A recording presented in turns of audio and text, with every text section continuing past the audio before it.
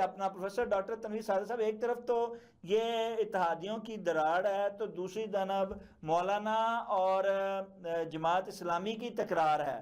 وہ کہہ رہے ہیں کہ حکمرانوں نے اگر غلامی نہ چھوڑی امریکہ کی تو ہم پھر نکلنے کے لیے تیار ہیں. کتنی تیاری ہے، اور کیا وہ واقعی تیاری کے ساتھ کوئی اس حکومت کو کوئی ٹف ٹائم دے سکتے ہیں، یا بس خالی خولی نہ رہی ہیں؟ میرے خیال میں تو یہ سارے نعرے ہیں. میں پہلے آپ نے پیپلز پارٹی کی بات کی تھی، وہ عملی طور پہ ایم کیو ایم کی طرح شکل اختیار کرتی جا رہی ہے کہ اقتدار سندھ میں اگر نہ ہو تو ان کا گزارا نہیں ہے.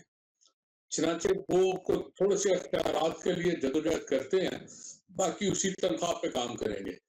جماعت اسلامی اسٹریٹ پاور میں بہت بہتر ہے، مولانا بھی اسٹریٹ پاور میں بہت تگڑے ہیں، لیکن یہ لوگ بھی مختلف اشاروں پہ کام کرتے ہیں.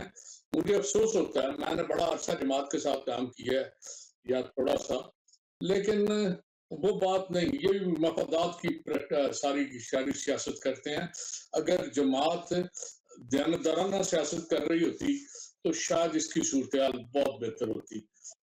یہ کچھ نہیں کریں گے، اسی تنخواہ پہ کام کرتے رہیں گے. کچھ چھوٹے چھوٹے مفادات ہیں جو حاصل کریں گے اور چپ کر کے بیٹھ جائیں گے.